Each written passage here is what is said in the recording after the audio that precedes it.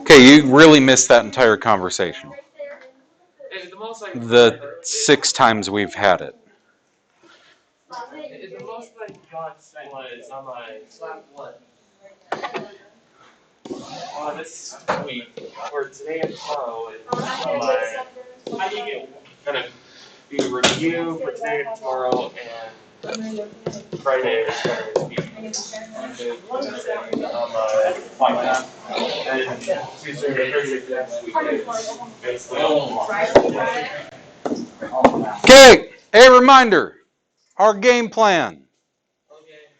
We were going to do review quiz, review quiz, review quiz. The more I looked at it, I would rather that we had an entire block to work on said final, because some of us are quick, some of us are not so quick. I don't want to spend X amount of time in class doing the review stuff, only to leave you with maybe 15, 20 minutes to work on the actual final portion, and it's not enough for some kids. So instead, today, we're going to review all of chapter 3. Because that literally was all of third quarter. We're going to review chapter 4.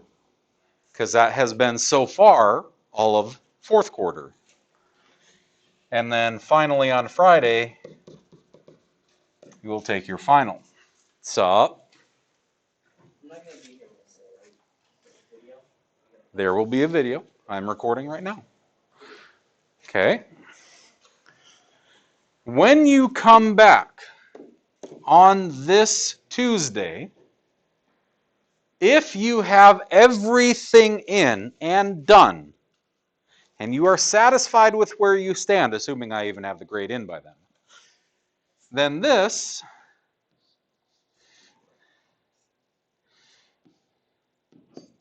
I don't know. Do what you're going to do. Meh. That's the class that you are in here regular scheduled. Your finals are this block, Wednesday, Thursday, Friday, and the final schedule is as follows. You will do Maroon 1, Maroon 2, lunch, Maroon 3, go away. Go away. White 1, lunch, white 2, go away. White 3, white 4, lunch. Not only is it go away, but technically teachers are allowed to leave at 1 as well. Although, any of those asterisk blocks,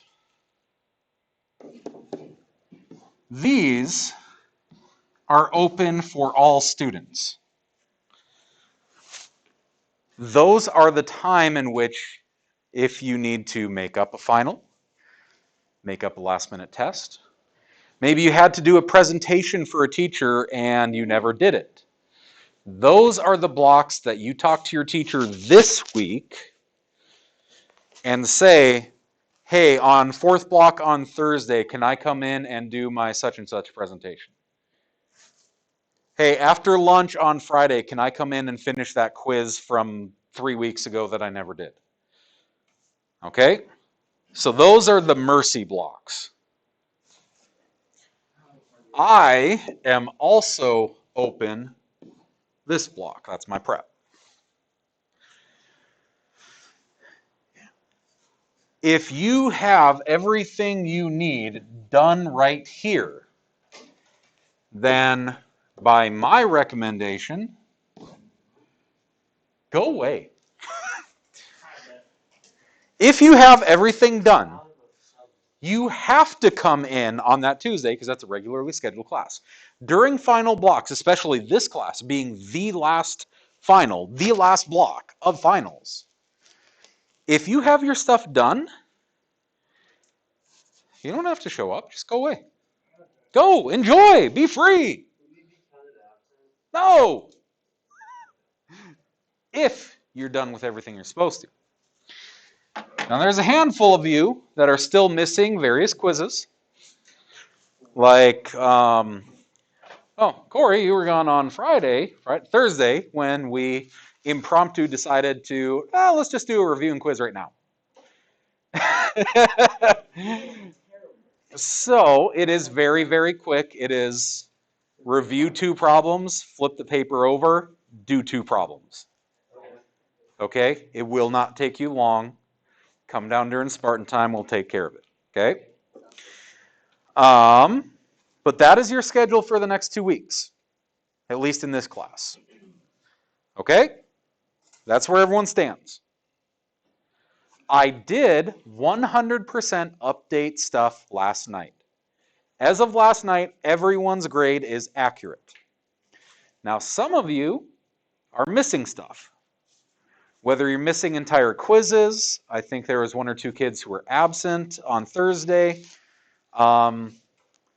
Maybe you didn't finish something, whatever it is, those are all marked as missing. You got to knock it out, okay? But everyone's grade should be updated right now, sans whatever is missing. Okay? So if you got stuff to turn in, you got 2 Spartan times this week. I know tomorrow is an advisory day.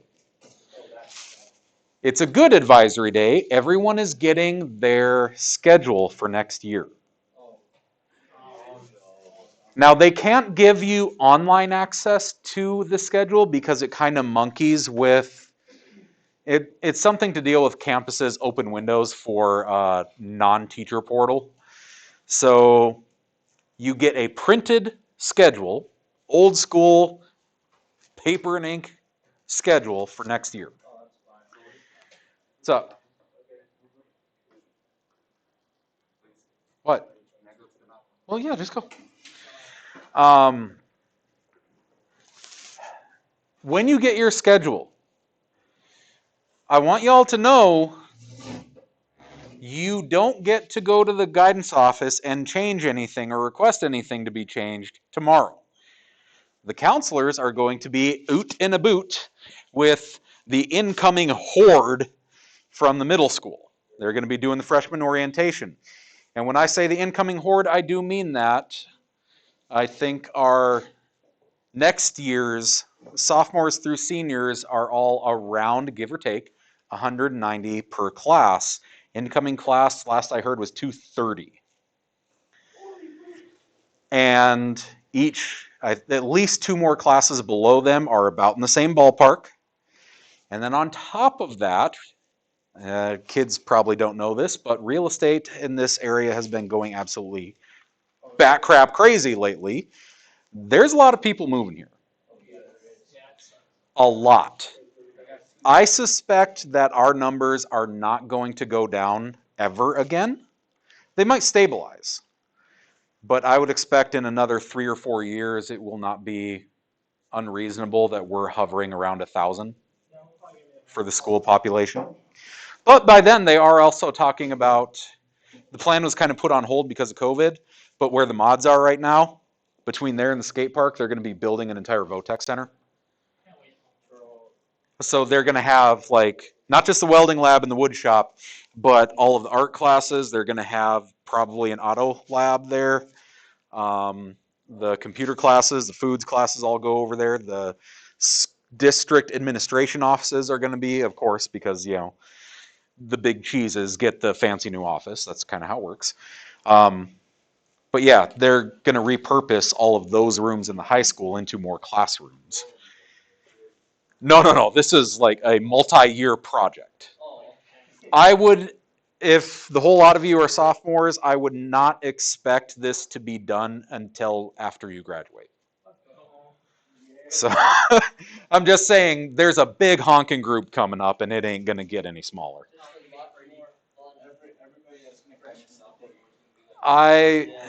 The math teachers all talked, and I don't think a single one of us has a class under 21, 25 next year. I've got a couple that are 28 or 30. They're pretty big. So, that's our schedule. when you get your schedules for next year, if you don't like something on your schedule, email the counselors immediately to ask for an appointment to come talk to them to fix it or change it. They will be busy with the incoming horde, and you have to arrange that. You also want to arrange it as soon as possible because seniors get first dibs and all these classes are going to be full. If you wanted to switch out of, maybe you put an alternate of French on there and you really don't want to take French and it shows up on your schedule because that was your alternate. If you don't want that, you need to fix it because all the elective classes you want to replace it with are going to be packed to the gills. Okay? So if you don't like your schedule tomorrow, you have to email our counselors and say, I need this fixed. You will get your paper schedule tomorrow. Okay? So that's all the updates I can think of in terms of the final and advisory day tomorrow. After advisory day, I'm pretty sure sophomores are allowed to leave around 2:15, 2:30. And juniors are at 2:05, I think. Also, everyone has to do the end of the year surveys. You get the survey monkey and you click through, like, did I ride the bus? Did I eat the lunch? It's stuff, right? I don't know. They give you a survey at the end of the year. They're really quick. They take like 5 minutes. So that's what's going on the next couple of days, the next 2 weeks. What we are going to do today, round 1 review. I have 2 of every type of problem from the first half of the final. 1 to jog your memory, 1 to practice. When you take the final, this is the sum total of the size of the final. Front and back, it will only be 16 questions. Oh, really? Yes.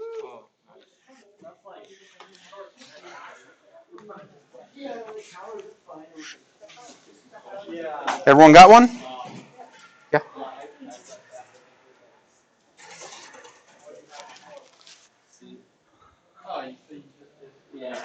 Okay. Everyone got one? Okay. So if you have all of your notes from the remainder of the entirety of the semester, they're all fair game. But I'm going to try to go through these and write notes next to them and tell you to write notes next to them that say, you should be able to just take these 2 pieces of paper from Monday and Wednesday and just use those to do your final. Okay?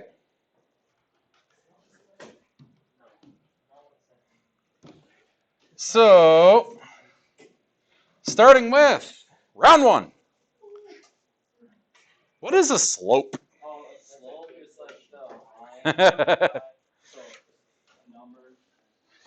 The slope is how steep a line is. Okay? And we got a couple ways to write it. First, slope is rise over run. Remember that? Now the rise is how far up or down it goes, which is kind of counterintuitive. Last hour I had a kid who said, I always screw up because I say rise, it tells me I have to go up. So even though they're going from right to left, going backwards, they were still going up the paper, so they think it's okay. And then they end up getting every single negative slope incorrectly. So another way we wrote it was if you wanted to say up or down, then left to right. Or at least that was the way we came up with last hour, that they said this looks a little better for them. If it works for you, cool. If it doesn't, go with the old way. Left to right as I travel across the paper that way. All right, I'm going to do the little Callie Brady thingy here because Frank is being cross-eyed again. Getting a little bit of that Arkansas family reunion love.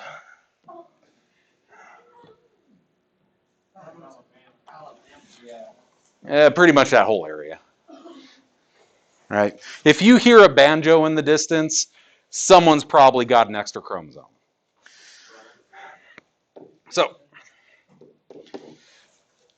the other way to do this is with a formula.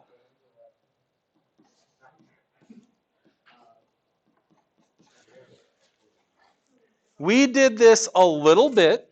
I know you did it a lot back in Algebra Half. So these are the three ways that we can talk about slope.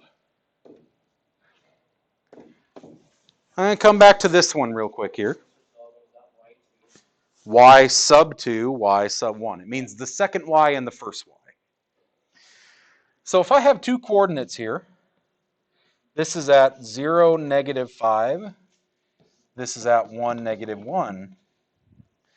I can label those exactly that way. I can say this is the first x, the first y, the second x, the second y. Because then I just dump them in the formula.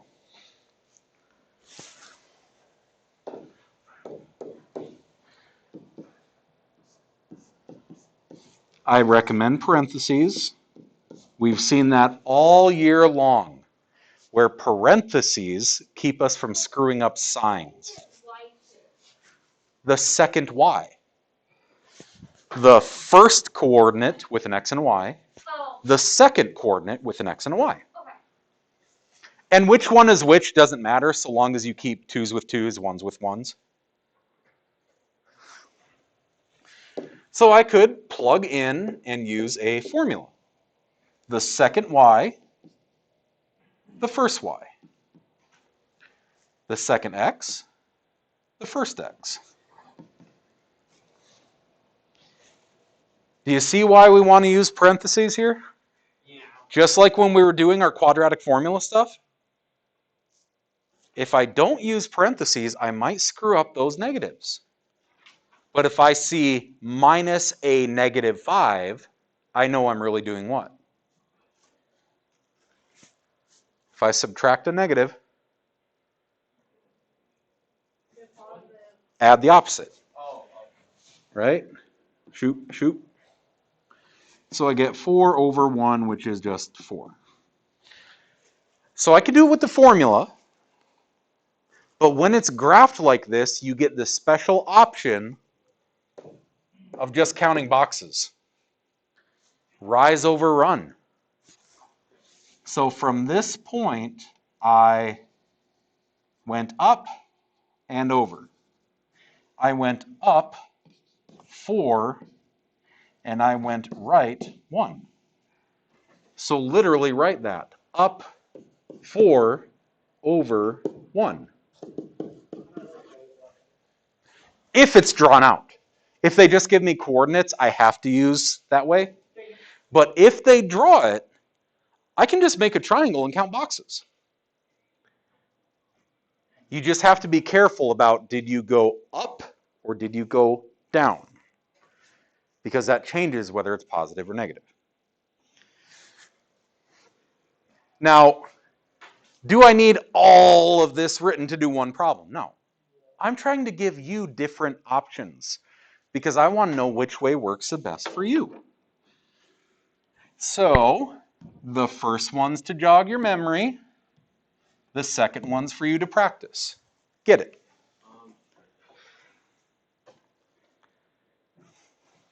So does it go from the bottom up? Left to right, like a book.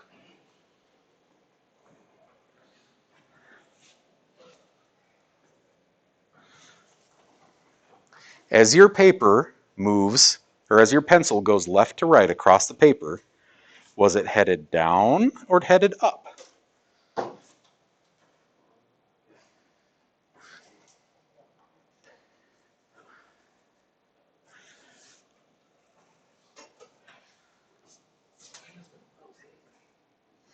Because allergies suck.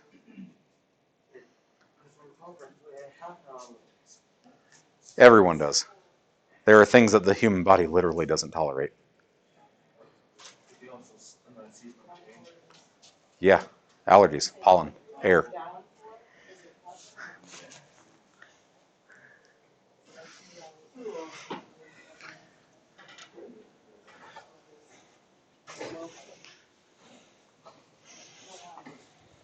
If it's acute and is just happening now and hasn't happened the rest of the day, I would also ask the question, when was the last time you washed that mask? Yes. Over here.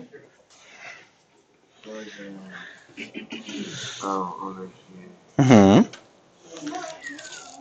Did you like making the triangle or did you like the coordinate thing? What do you mean by the triangle? Well, you might have missed that part then. From here, I can just make a triangle counting up 4 over 1. 4 over 1. Oh, yeah. Yeah, I like that. So, count boxes. How far did you move?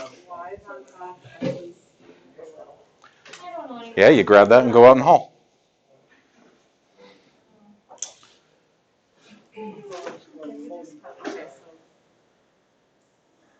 So your equation here is y, or is it 0, 3, right? You're sorry, your coordinate 0, 3. And this one is 3. Okay.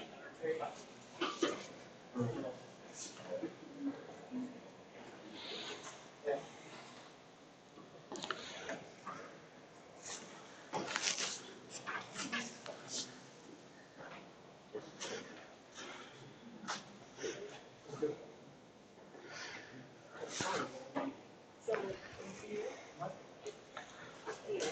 what do you want down? Rise first, right? Up or down first, right?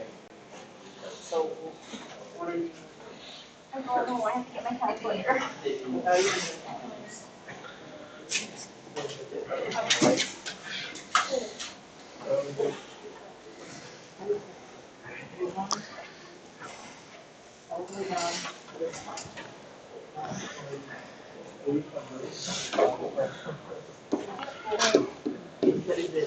Up or down? So what would that mean?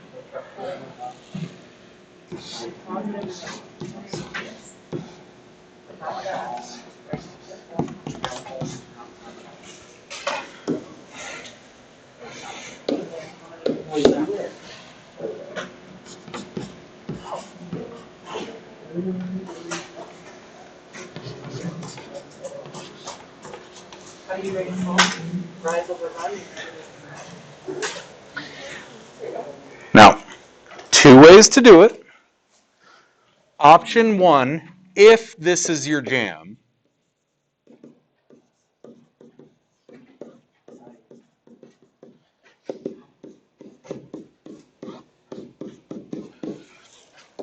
Option 1, if this is your kind of flavor,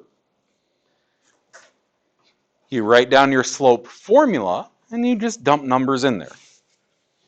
You say the second y minus the first y. The second x minus the first x. -1 minus 3 is -4. 3 minus 0 is 3, -4/3. I can't reduce it, that's it. That's my answer. Done. That's one way to do it. I know that not everyone likes this. So if it's drawn out, you can actually skip every bit of that, have no idea what any of the numbers are, but instead say, from here, I fell down, then went to the right. It went down 4 and to the right 3. So rise over run. That's it. Now, again, I might put a little note on there to always do this first. Then go to the right. Okay?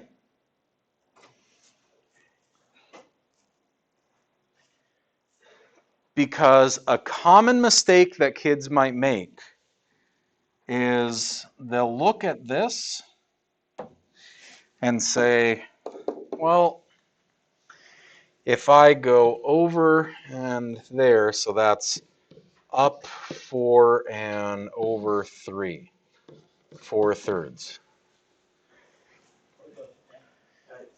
Do you see how you ended up going left instead of right?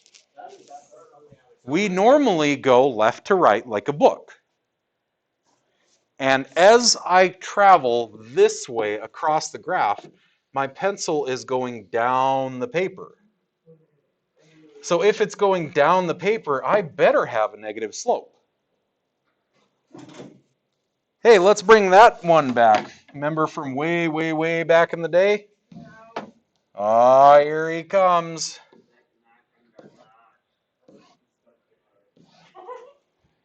Oh, Mr. Slope. Mr. Slope guy. Can you listen to that thing again? I don't know what that thing is because I don't do that thing. There is a song that goes with Slope. There's a bunch of them.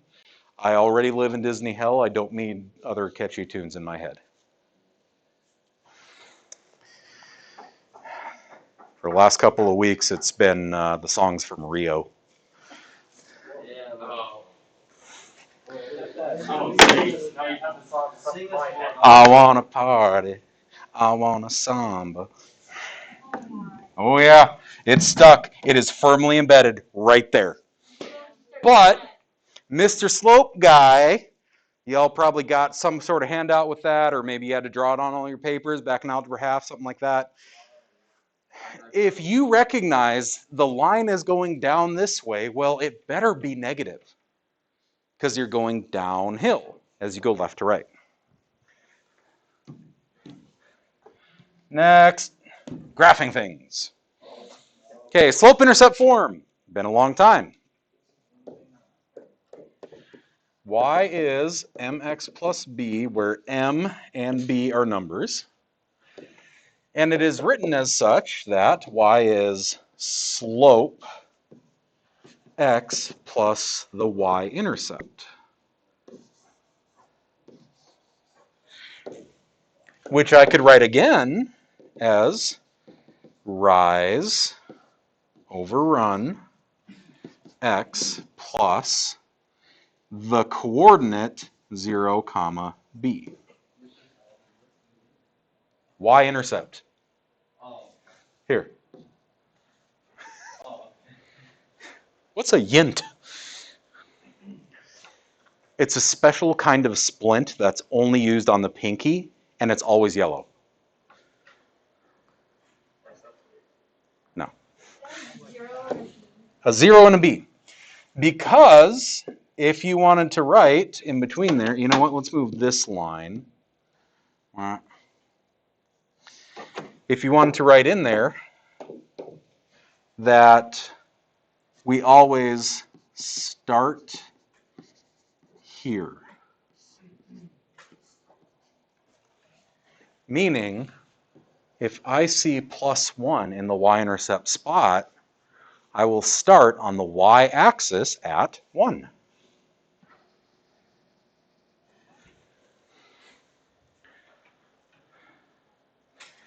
And then the slope. Remember, the slope is rise over run. So when I see 5 over 2, well, I see a positive number, so I know it goes up. And the run is always left to right like a book. So from this green dot, I'm going to make more dots that go up 1, 2, 3, 4, oh, little off-road, over 2.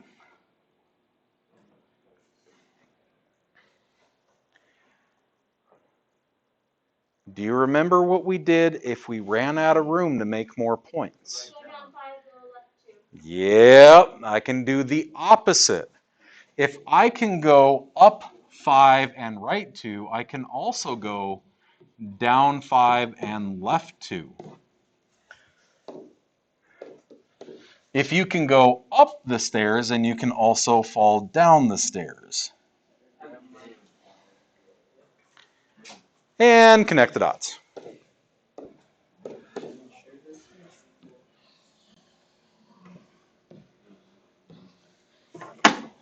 Now again, ever since the Windows 10 update, my computer has not been able to actually do a decent line.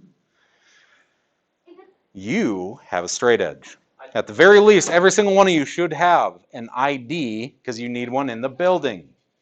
If you do not, odds are you probably have a driver's license, learning permit, Qdoba gift card. You got something. Nope. Actually, I don't. Wow. Huh.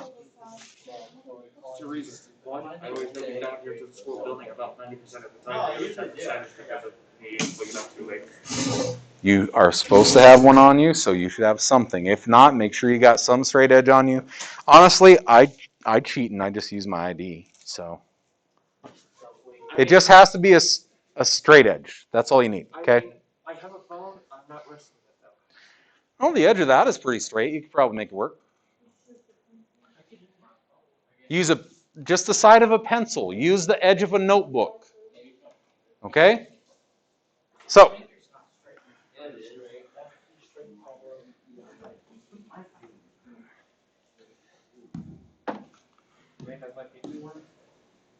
probably not. Try it. Where do you start? Use the slope to make more points.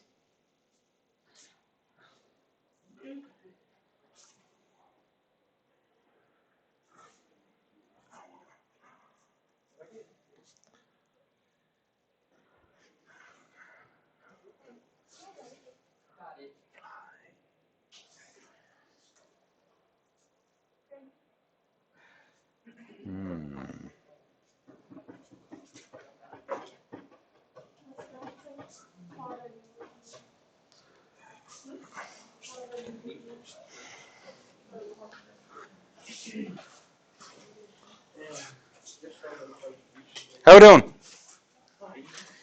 Once we jog the memory, these actually aren't too bad, right? That's why we review before we take the final. You're going to start at 2, and from there,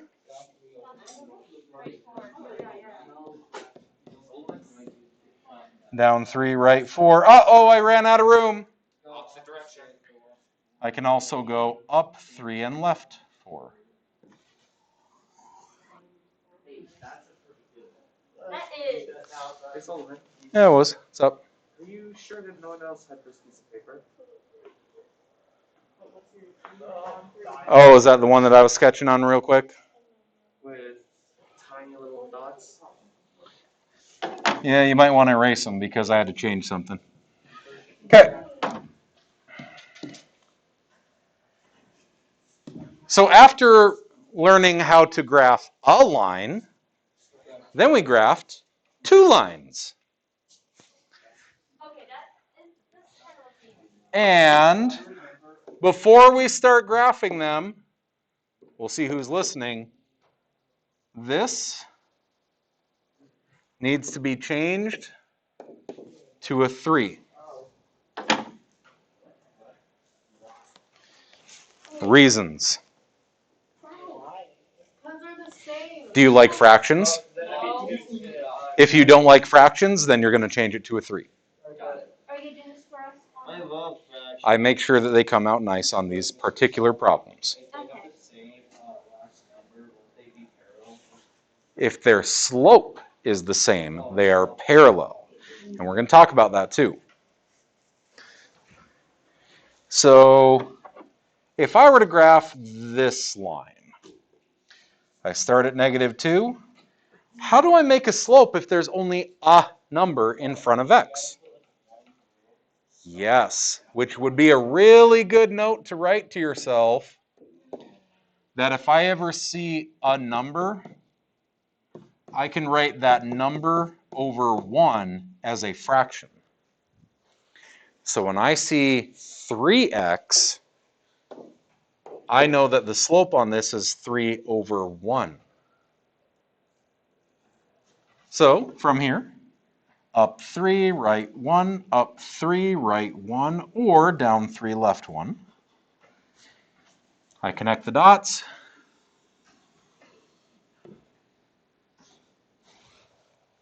I do it again. Start at 3. And if I see -2, I put it over 1 to make it a fraction. We head down 2, right 1, down 2, right 1, down 2, right 1, down 2, right 1, or up 2, left 1. Connect the dots. And let's see if we remember this particular dialogue. The blue line. My wife wants Mexican food. The purple line. I hate Mexican food.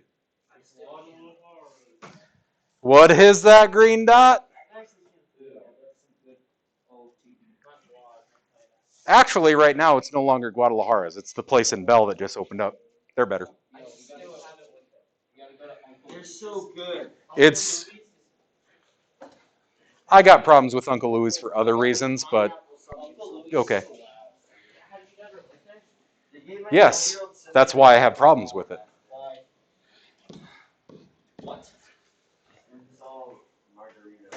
So, It's a win-win. remember that the blue line, lock it in. If the blue line is every solution to the blue equation, think of it as a billion dots that are all strung together. And the purple line is every solution for the purple equation. And that green dot is the one place where they're both happy. I want you to put a note next to this. It is not enough to just graph the two lines and move on. Tell me the coordinate. Because the coordinate where they cross is the solution that makes both equations true. If I were to put 1 in both of these, I get 1 equals 3 minus 2 is 1. Yes. 1 is -2 by 1 plus 3. Well, that's -2 plus 3 is also 1. 1, 1 is the equation, or is the coordinate where both lines are true. Now, Saul, you said if they have the same slope, they're parallel, and you are correct.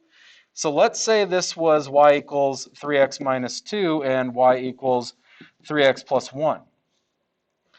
Well, one of them looks like this. The other one looks like this. You, and you, and you. So if this line looks like this and this line looks like this, when are they going to cross? So what's the solution? No solution. Now, it's called parallel lines, yes. Parallel lines are lines that never cross. But lines that never cross means there will be no solution that makes them both happy. That would be like in South Dakota, my friend from California comes and visits and says he wants to go to a vegan Greek Thai fusion restaurant, and I want a slab of cow that I have to chase around the plate. We ain't going to the same restaurant, okay? For a long time, that's various places my wife and I have lived. That's actually how we had to handle her Taco Tuesday kind of nights, is I would go to this place, she would go to that place, we would meet back at home.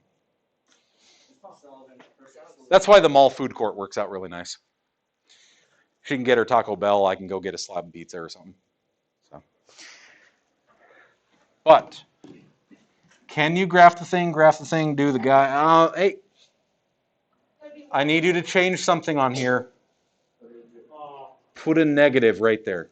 Because otherwise they will meet at a really dumb place.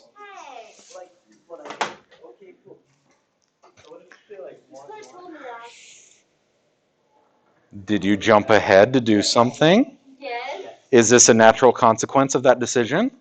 No. Yes. Yeah. Wait, so up one and then left or down one and right three? Down one, right three for the first one. What number is in front of that x right now on the second equation? 1. Now it's a negative 1. How do you turn that into a fraction? What does it mean for a slope? Okay.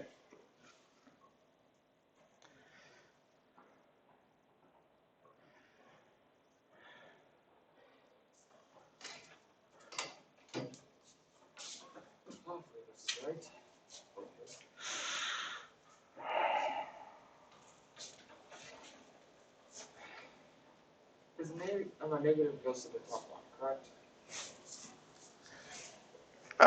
In terms of our slope being positive or negative, yes. So the top one would be -1 over 3. So down 1, right 3. Yes. All right. Now, as we're going through these, you've got space. You have two problems these are two problems that are going to look like your number 3 on your final. If there's anything we say that just clicks for you, you're like, oh yeah, that's right, I remember that, write it. If there was a little mental trick, something that helped you remember to do it this particular way, write it. If you have all of your notes from the semester, yeah, that's great, but it can also be overwhelming to go through all of it. If you just have these two pieces of paper and you put number 3 next to number 3, maybe that will help by just writing a bunch of notes next to these ones and looking at those notes. Looking at two pieces of paper might be a little less overwhelming than looking at 302. First equation, where do I start? I start at 2. Okay. Then what? Down. No, you didn't. Yeah. What? Uh, Does anyone remember me being facetious for an entire month straight, and every time someone said start at 2, I'd put it on the x-axis instead of the y, just to mess with you? The 2 on the y-axis. It's a y-intercept, so remember to start on the y-axis. Okay, from there, now where do we go? Down 1 over 3. Thank you for saying to the right. Down 1, right 3, down 1, right 3, and Frank's cross-eyed again, you son.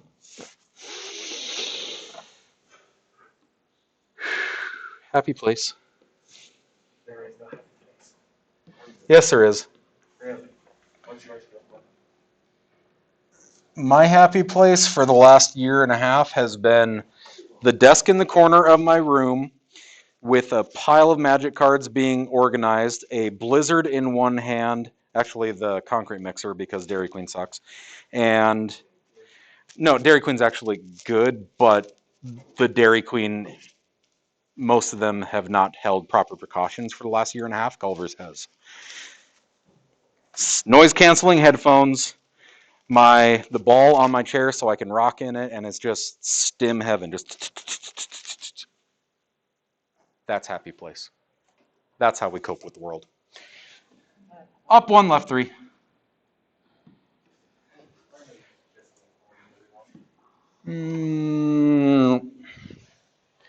What do I do with the next one? Starting at like coordinate form. Okay, but here's the catch. If there's no number in front of x, I have to understand that that's a negative 1 in front of x, which I turn into a fraction by putting it over 1. So it's down 1 over 1 to the right. Down 1, right 1.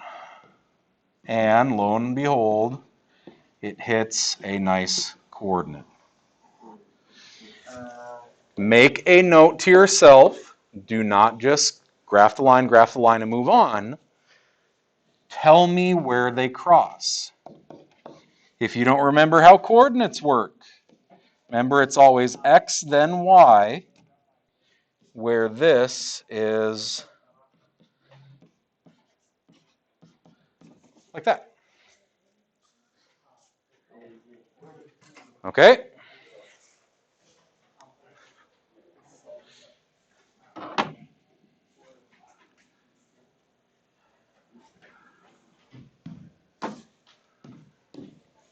So if we know how to graph a line, what's different about this feller?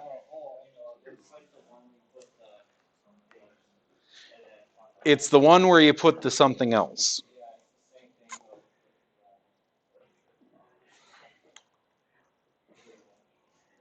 Okay, let's try that differently.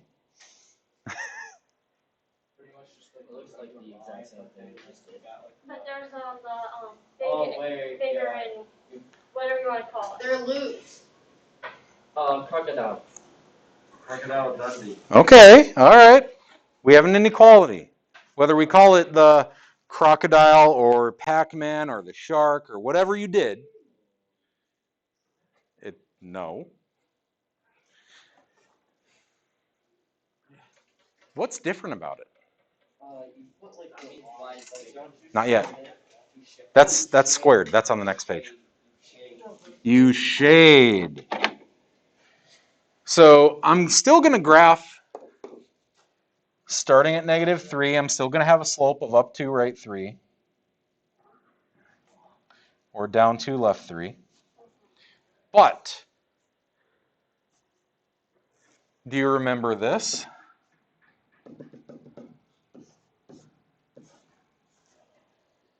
What? Yes, solid line or dotted line. Solid or dotted. The trick was more ink here, more ink there. Less ink here, less ink there. So is this one solid or dotted? Dotted. Less ink here means less ink there.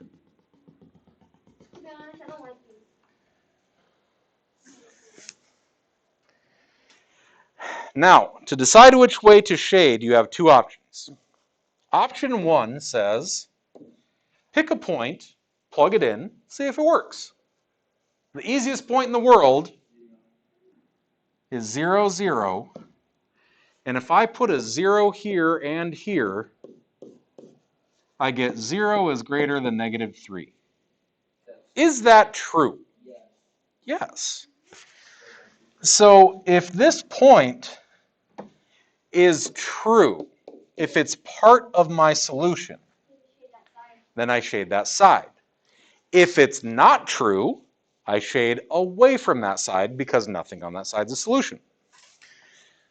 The other way to do this is to literally look at what this says. It says y is what then? The line.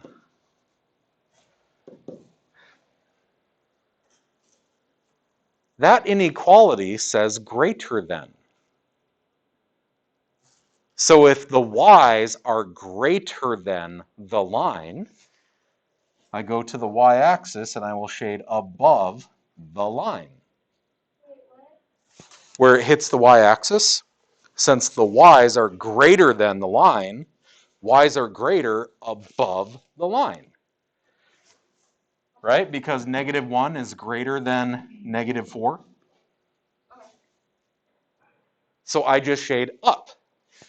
This, in very fancy speak, says y is greater than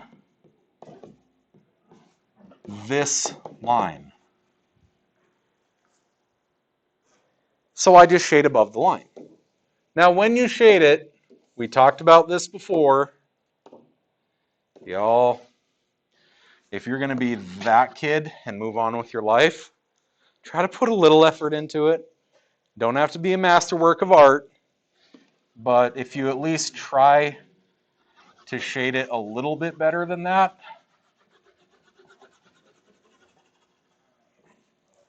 Okay.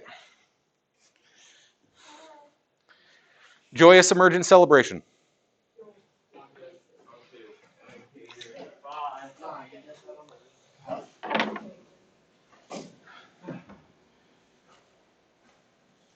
So if you would, same thing.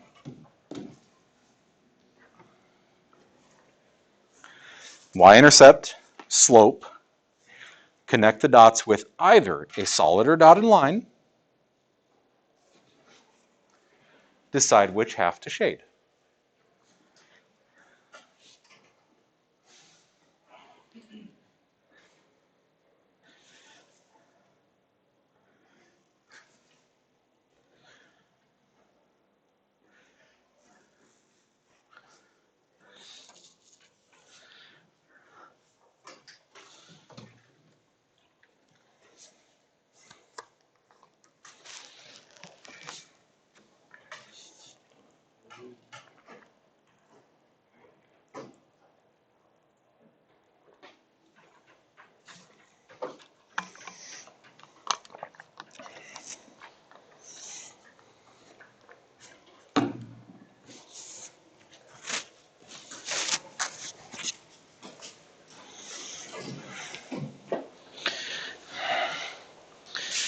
Um,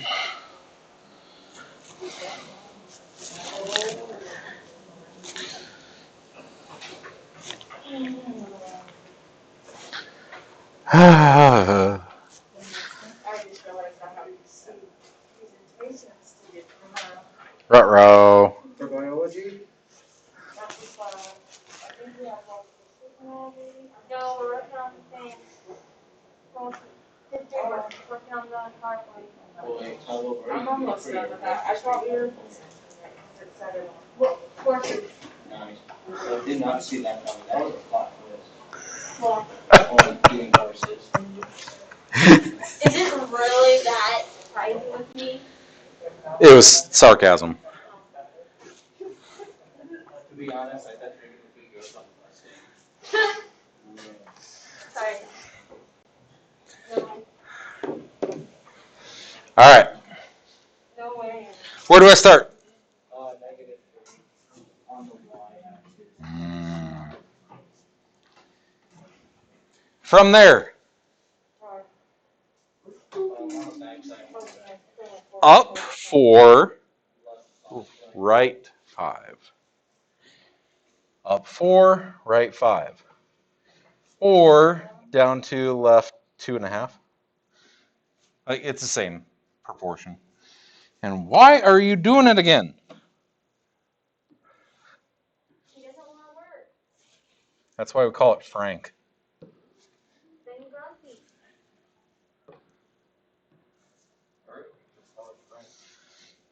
Up 2 over 2.5. There we go.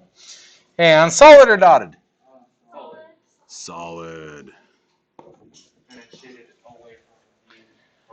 This says y is less than or equal to the line. So if I were to put 0, 0 in there, I get 0 is less than or equal to -3. Is being flat broke worse than owing someone $3? No. I would rather be flat broke because that means the next $3 I get doesn't go to them, it goes to me. So if this is false, that means this point is not part of my solution. If that's not a part of my solution, I shade the other way. And that's exactly what this says. Y is less than, so this way, the line. Okay? Whoa. halfway there. Okay. So you take number 1, number 2, number 3, number 4, you smack it all together and you get systems of inequalities.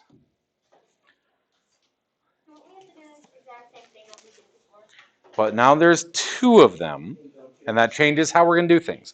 So before the actual shading, I want to get the lines on here and talk about a thing that we may or may not remember. This one says, start where?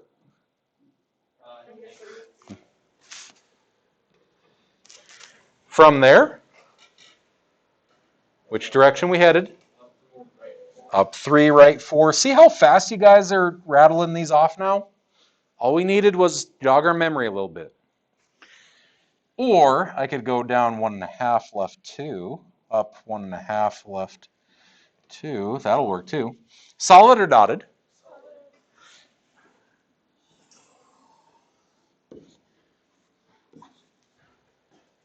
Okay. I'm not going to shade yet.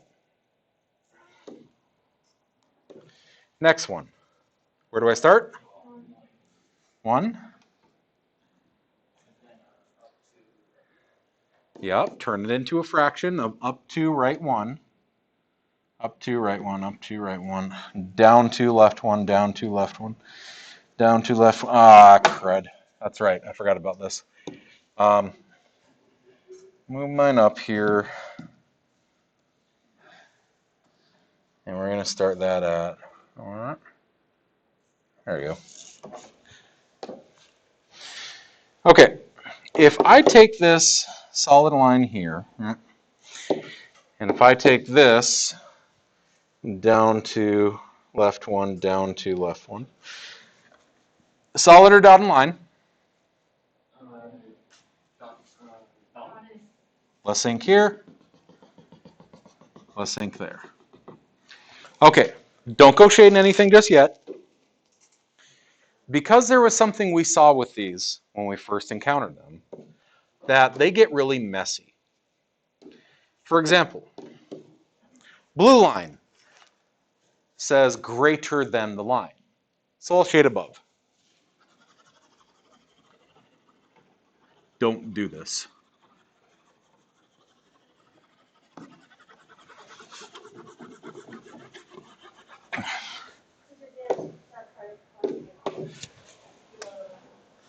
That one says shade above the line.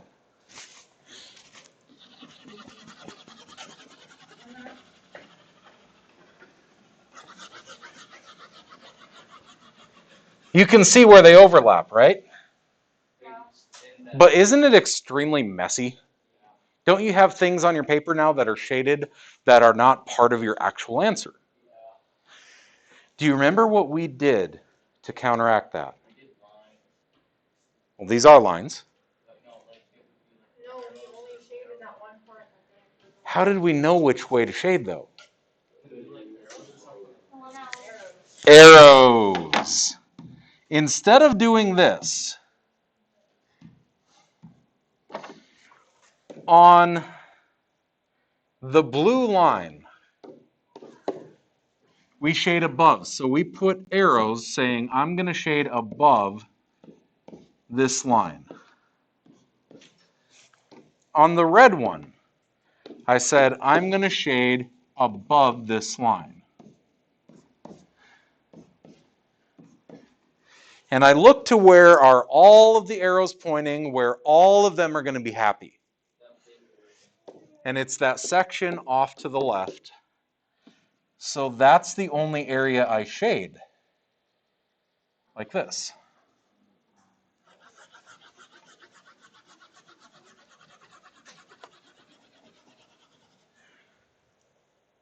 Sorry, this one went a little off-road. Okay, that's how we determined which place to shade. Because further in math, you might have 3, 4, 5 of these all on the same graph. And that gets to be pretty messy if you don't use some form of arrows or whatever to clean it up on you. Give it a whirl.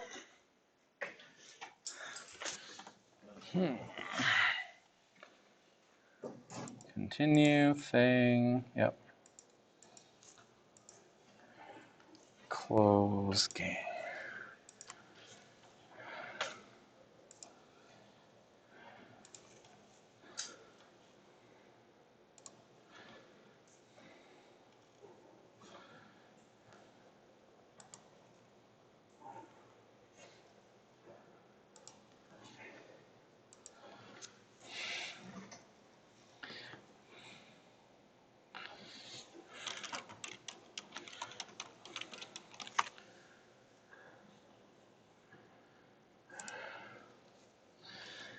Yay.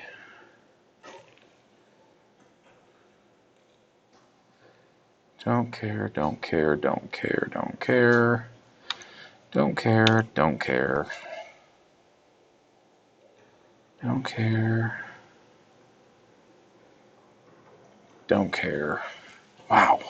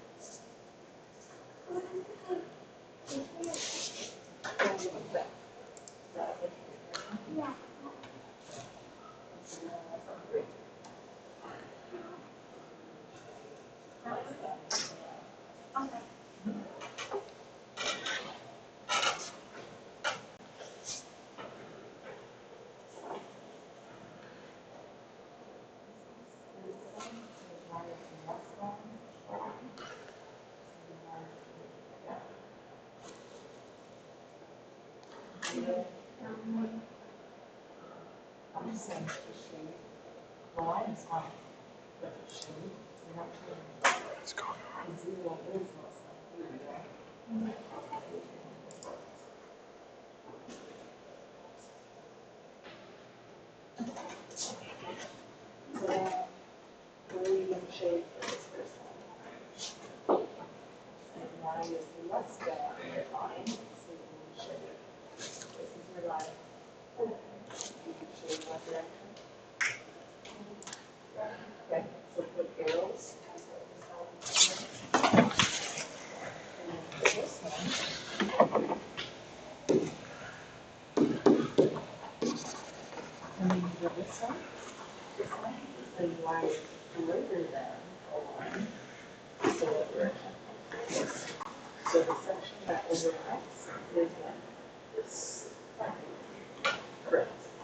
Where do we start? Creating on the right, And from there, down one, right, down one, right two.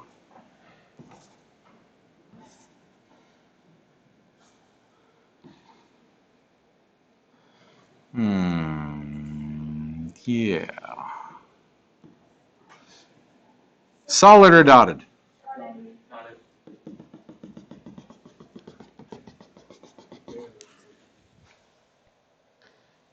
All right.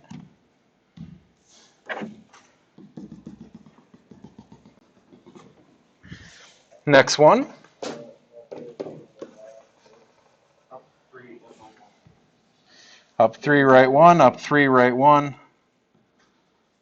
or down 3, left 1. Solid or dotted? Okay. Blue guy. Shades where? Down. Red guy shades up. Now, it might be hard to figure out, do I shade up or down, if it almost looks more left and right. So I always go to where it hits the y-axis, and I will shade above that. Oh, okay, it's on this side. And I see everyone pointing to that leftmost area.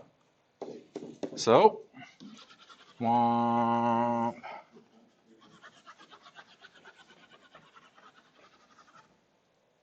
There.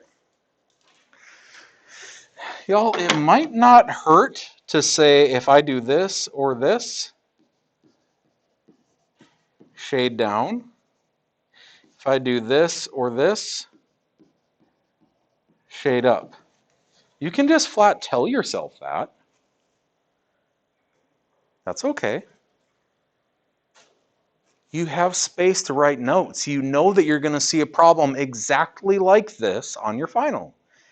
You get to use notes on your final. You get to tell yourself how to do it. So maybe writing that so you don't goof that one thing would be a good idea.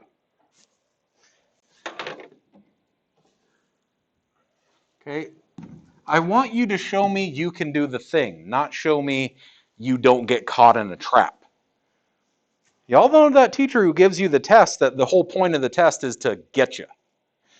Like, haha, number 15, no one got that right. The whole class, because you don't remember this one thing that I said one time. I don't want it to be that way. I want you to have the notes so you can do the thing. Okay? All right. Now, Riley. Now we get those U's. If I have no idea how to graph something, I can always graph it by table. Ew, good thing we got calculators. Ew. No.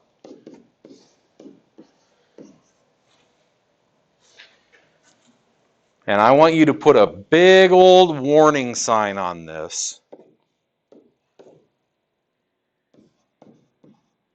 Use parentheses. Because when I type this, I have y is thing squared minus 4. If you do not use parentheses, and we went through this, if I just say negative 3 squared, my calculator will tell me negative 9. But we know that's not true. Negative 3 times negative 3 is positive 9. So grab your calculator, fill out the table. Let's see what you remember.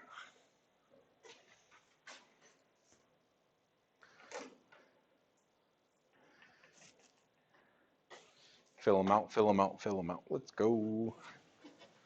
Don't start singing songs. Please. If I have to live in Disney hell. I mean, I could where you have to list the country. Is that one? No, let's not go that far. Alrighty. I'll take the Frozen soundtrack over country. No. Hey. No. Yo, country roads and Kingston, okay? Especially this new bro country crap. You have a point. I like the old country a lot better. I don't know. Okay. My wife was listening to a country Sirius radio station about a year ago or so as we were on a big drive for the boys so they could do a driving nap. And it took me 45 minutes to realize that those were all different artists. I thought she was just playing a CD. Because they all sound the exact same.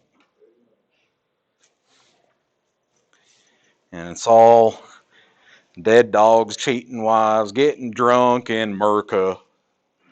Like, just, no thanks.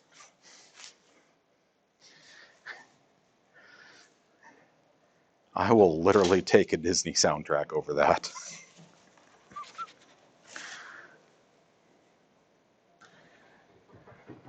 So, what you should have, see if you actually do, is -4, -3, 0, 5. Are you using the parentheses like we're supposed to? Yes. Okay, those are super important.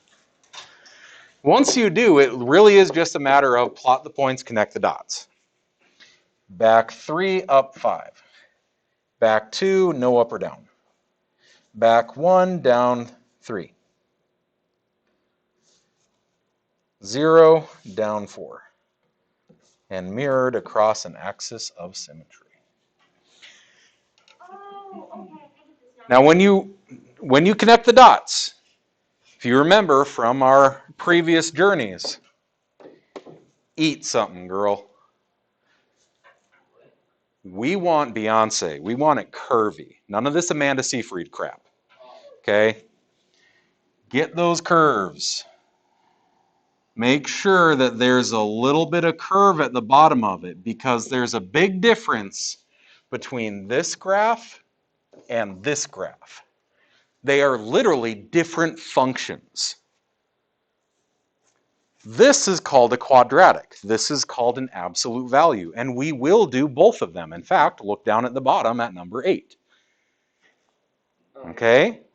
We did both this year. But we want this thing to have a curve to it. Yes, ma'am? What would be -1, -3? That, What do you mean, what would it be? From the origin, back 1, down 3. okay.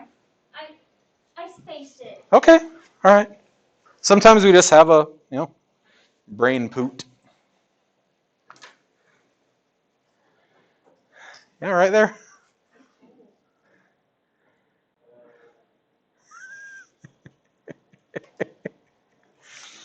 I'm crabby anything above 70 degrees, so I don't understand that.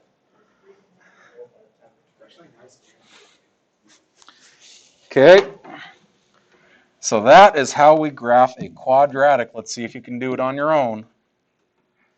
Be careful with the parentheses because now there's that -2 out front. Yes, sir? Yes. Everywhere there is a variable, you put parentheses. Does it matter what for the table? Does it matter what you put? It does not, but okay, what you're probably thinking is some of the times that we did these, there would be like a 1/3 x squared minus 1, and we had said to use numbers that are divisible by 3. So we can just do 1, 2. Yep, this one you can just use the regulars in the middle, regular integers.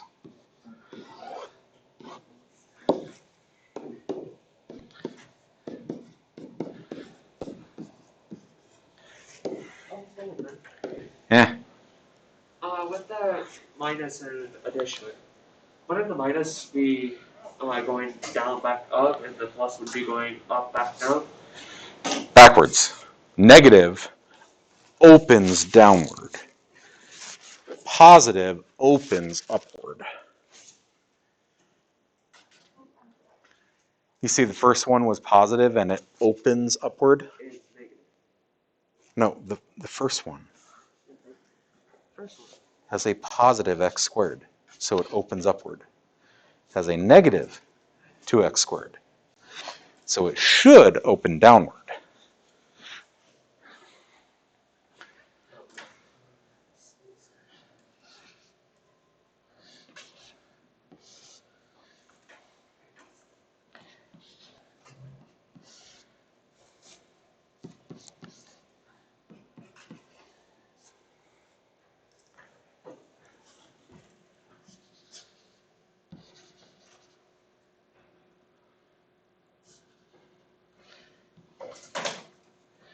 Now, this one, you can't even fit all of the numbers on there, and it's really skinny. So it might be hard to get the curve to it. Just try your best.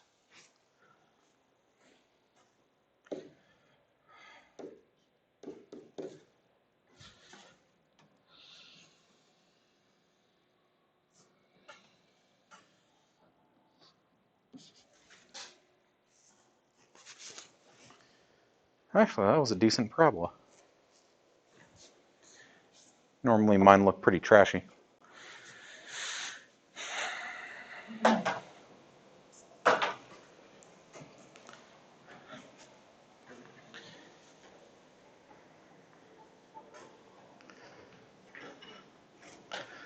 Okay, just use the table.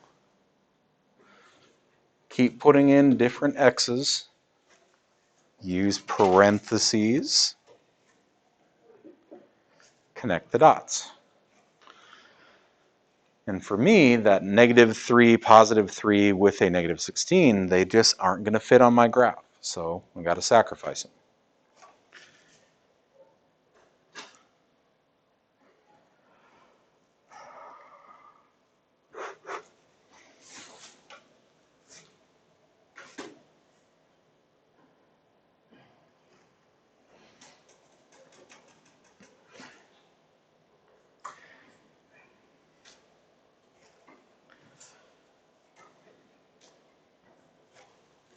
Now again, of the 8 concepts we're reviewing today, that was 8 different lessons in third quarter.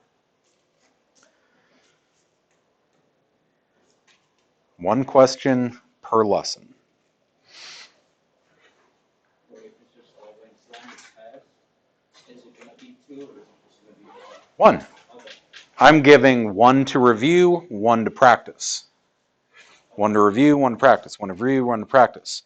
So number 6 on the front page of your final will be graph a quadratic. Okay? All right. We also learned that all of these different kinds of functions we're dealing with were called families. A family of functions, the ones that we know about, there are 3 different families, 3 clans, 3 guilds. They are the parent functions. And the ones that we knew were lines, quadratics, and absolute value.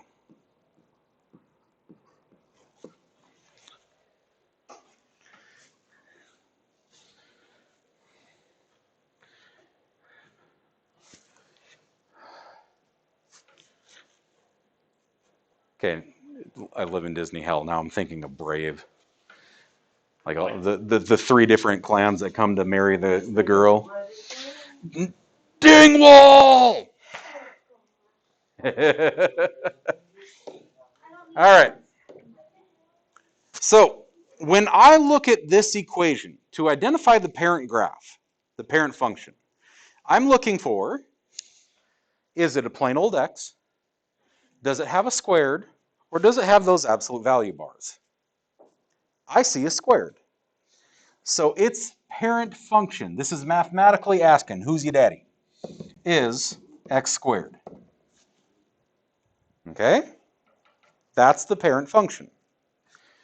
Now, the transformations that happen to it. You may remember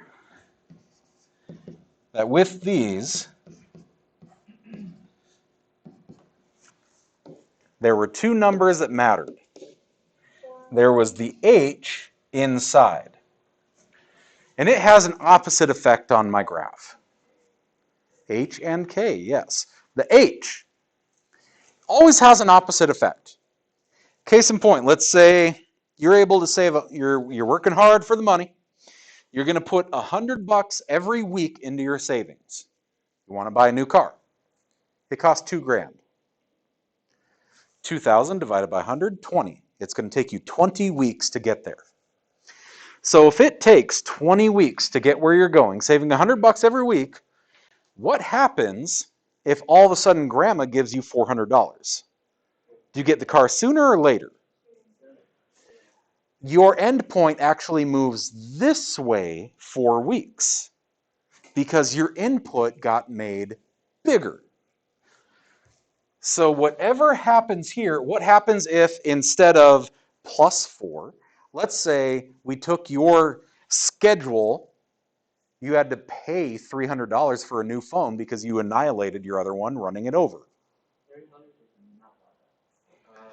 Maybe it's like a refurbished one or whatever, So it takes longer. Then it's going to take longer, right?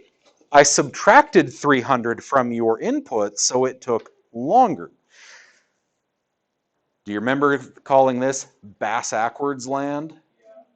It always has the opposite effect. The H is called a horizontal translation. And it always has the opposite effect. If it says plus, I go left. If it says minus, I go right. So when this thing has a +4 right here, its transformations will say, I will go 4 units to the left. I will take whatever this graph is and I'll move it 4 units this way. We also had, Saul was spot on there, K. K is a vertical translation.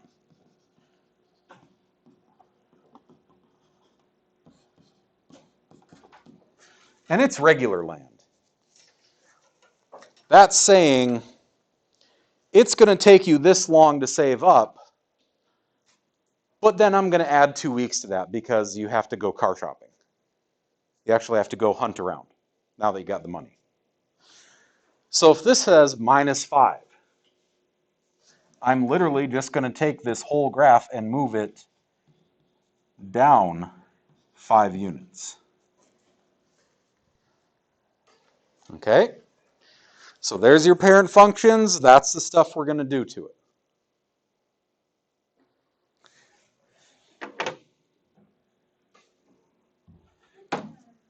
Your turn.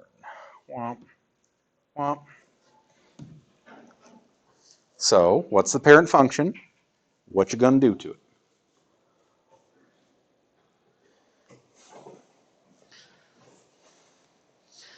Each one of these is going to be probably 3 points. The 3 parts are, did you say the parent function? Did you say the 2 different transformations?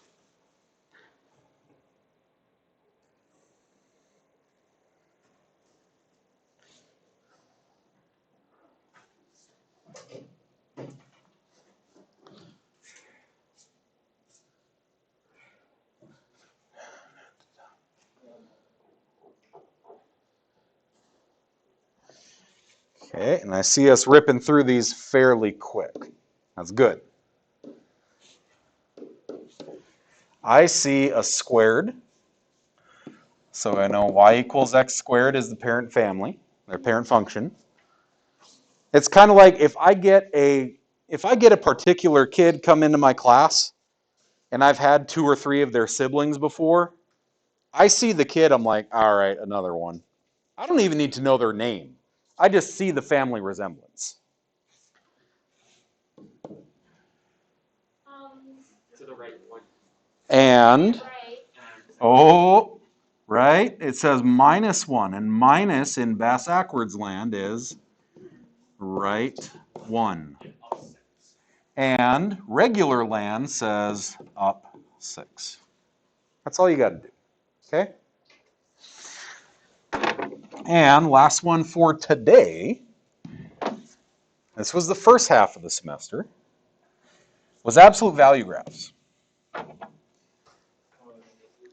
These have a V that spouts off of a vertex.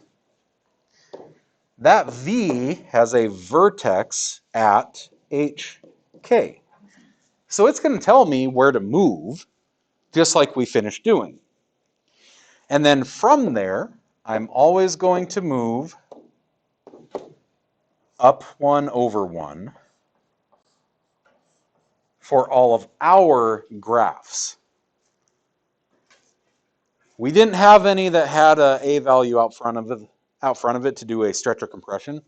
So I just take my vertex that would have been here, and I will move it which way? Down Oh, to the right. bass-ackwards land. It's to the right 2. Look at the transformations we just did above this. Right 2, up 1. Right 2, up 1.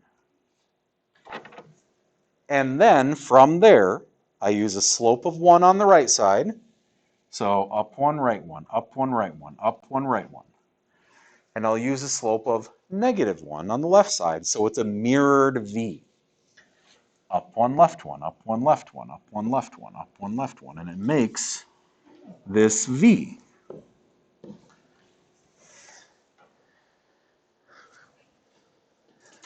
Okay? It's called an absolute value. Oh, okay. Because you're saying the distance, as I go left and right from that vertex, the distance in either direction is always a positive number. Kind of like, I can't say that someone's -5 feet tall, unless I'm just insulting them. You can't actually be -5 feet tall. Your pinky finger can't be -2 inches long. Distance, physical length, can't be negative. So they're saying, as I go 1 this way, it's 1 unit away. 1 unit this way is still 1 unit away. 2 this way is 2 this way. 2 that way is 2 that way. The distance is always positive. So that's why it mirrors on both sides. Because I can't have such a thing as a negative distance. This is also why we say those parabolas, those quadratics, need to be curvy, because these ones, these are pointy. This is that stick figure runway model that freaks out because they ate an M&M 3 years ago. Okay? Finish this one off. Oh, you don't hand this in. You're going to write notes all over this. You're going to use this on your final. Oh, so basically I'm going to be picking up like, I don't know, 3 pages of my notebook. So, which way are we going? Down 2, left 3. Left 3, down 2, and then up 1, right 1, up 1, right 1, up 1, right 1, up 1, right 1, up 1, right 1, up. Or up 1, left 1, up 1, left 1.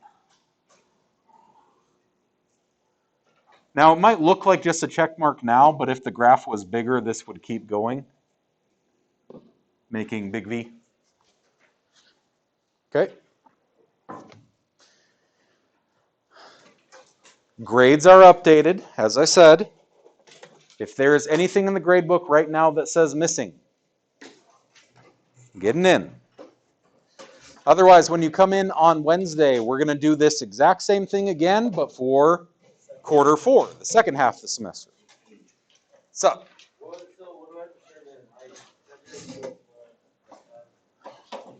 you definitely want to finish the quiz, but remember, they're only going to let you go at a certain time because of advisory. It won't take long to do. Do we just have to come down here and on the time? What? And then what else for advisory? So for an advisory day, you go to your normal Spartan time. They're going to hand everyone a paper copy of your schedule for next year. You're going to take a couple of surveys. And then after that, everyone gets to go. I'm pretty sure juniors, it's 2:05 or 2:15. And sophomores is 15 minutes after that. Alrighty. Thank you.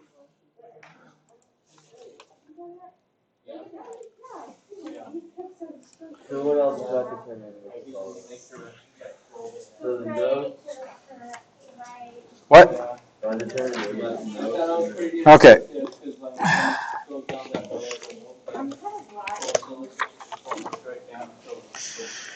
Okay.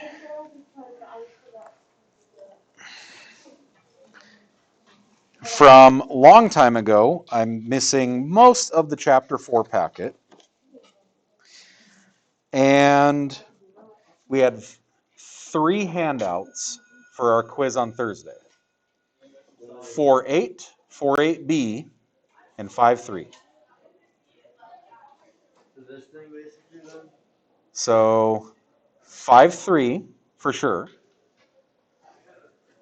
And then there were 2 handouts that said 4.8 and 4.8b.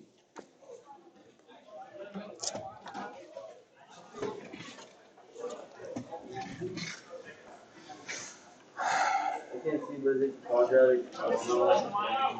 That was, yep, quadratic formula. That's all. So 3 handouts, you should have 2 daily quizzes, and then the quiz itself.